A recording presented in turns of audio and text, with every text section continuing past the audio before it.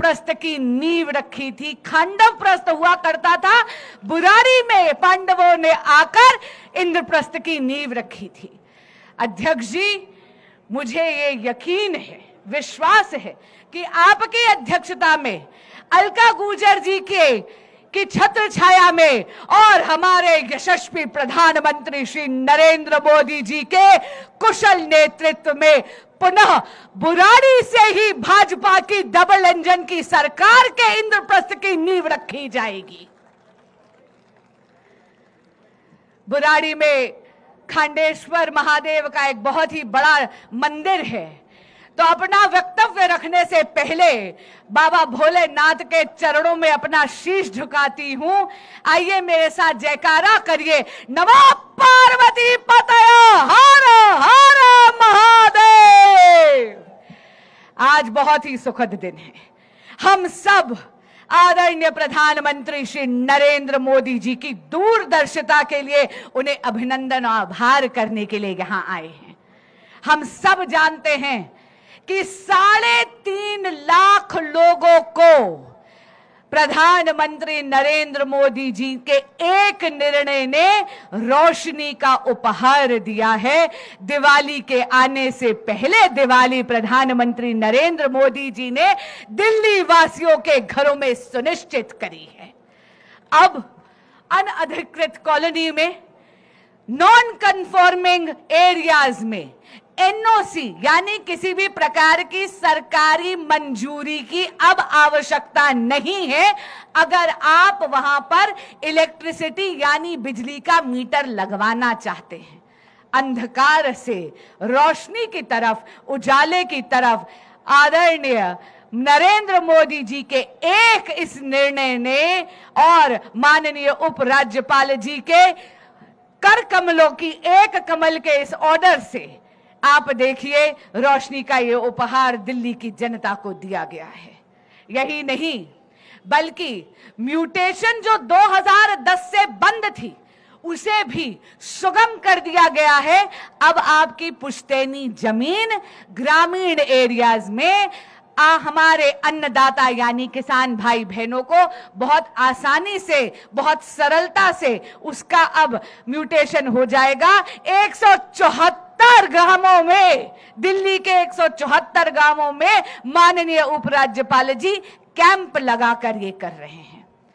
पर भाइयों और बहनों, मैं आपसे पूछना चाहती हूं, 1 दशक से यहां पर आम आदमी पार्टी की सरकार सत्ता भोग रही है पर दिल्ली वासियों के लिए कुछ कर नहीं रही। आखिर दिल्ली को ठगा किसने है? अरविंद केजरीवाल जी की आम आदमी पार्टी की सरकार ने। मैं आपको एक उदाहरण देती हूं। मोहल्ला क्लिनिक की बात करते हैं ना, बहुत वर्ल्ड क्लास हेल्थ मॉडल की बात करते हैं।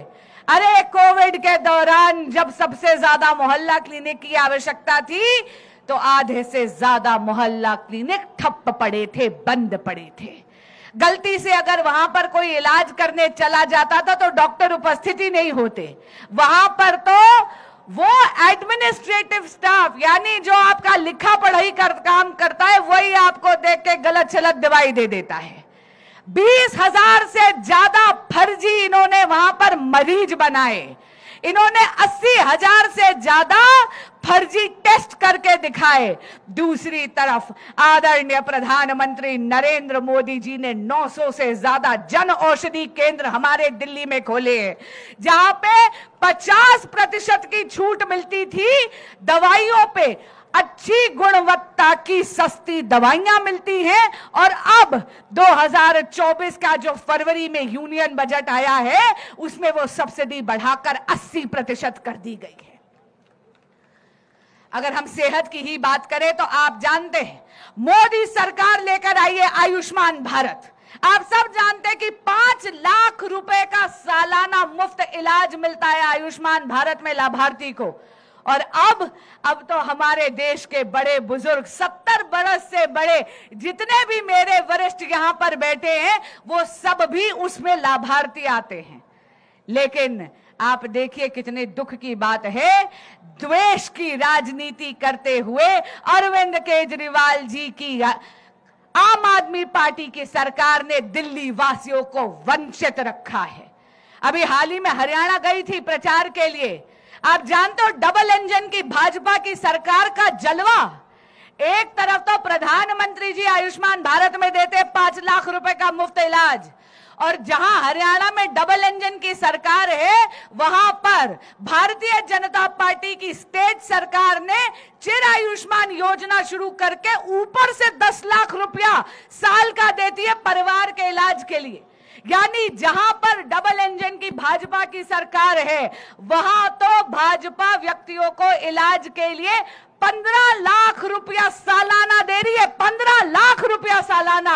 और दूसरी तरफ है अरविंद केजरीवाल जी जो आयुष्मान भारत भी नहीं यहां पर लागू होने देते और दिल्ली वासियों की जिंदगी से खिलवाड़ करते हैं, घटिया दवाइयां देके, फर्जी दवाइयां देके, फर्जी मरीज बनाकर बिना डॉक्टर के बंद मोहल्ला क्लिनिक्स में।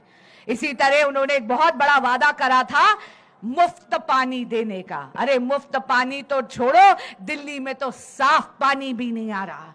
अरविंद केजरीवाल जी, आप जनता की अदालत जरूर लगा रहे हैं, पर कभी जनता की अदालत में स्वयं जाकर देखा है?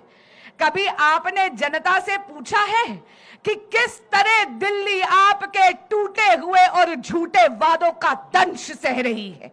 आपने देखा है कि दिल्ली में पीने के पानी में सूरज का पानी, सीवर का पानी मिक्स होकर आ रहा है। आप एक और बड़ा वादा करते हैं, मुफ्त बिजली का वादा करते हैं, और क्या हो रहा है जरा अपना बिजली का बिल उठाकर देख लीजिएगा।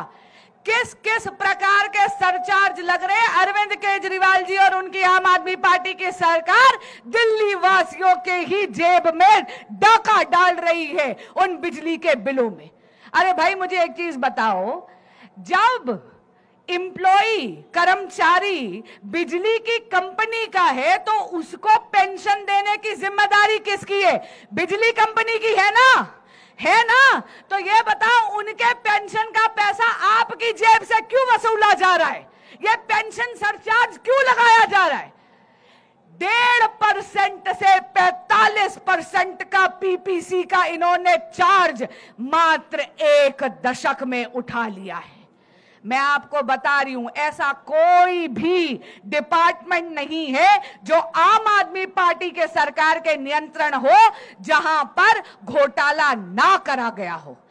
क्लासरूम घोटाला, फर्जी दवाइयों का घोटाला, शराब घोटाला, शीश महल घोटाला, एक लंबी लिस्ट बनती है घोटालों की। समय आ गया है कि अब हम दिल्ली वासी ठान ले कि नरेंद्र मोदी जैसे दूरगामी, दूरदर्शी नेता जिन्होंने भारत को विश्व गुरु बना दिया है, जिन्होंने हमारी आर्थिक स्थिति को उठाकर 11वें नंबर की इकोनॉमी को 5वें नंबर की इकोनॉमी बना दिया है, जो पूरे वैश्विक पटल पर अब 3रे नंबर की इकोनॉमी बनाने जा रही है। अब हमारी जिम्मेदारी है कि दिल्ली में भी हम उन्हें डबल इंजन की भाजपा की सरकार लाकर दे, ताकि दिल्ली भी विकसित भारत के संकल्प को सिद्धि तक लेके जाए, ताकि दिल्ली में प्रगति के पथ पर अग्रसर हो। और इसीलिए आइए प्रतिबद्ध होते हैं। आज इंद्रप्रस्थ की नींव, भाजपा के इंद्रप्रस्थ की नींव यहां बुराड़ी की पावन धरती पर खंडेश्वर महादेव की सौगंध लेकर हम भी यहां रखेंगे। रखेंगे ना? रखेंगे ना? तो जरा दोनों हाथ ऊपर कर कर बोलिए, नमः पार्वती पतया, हर हर महादेव, भारत माता की जय।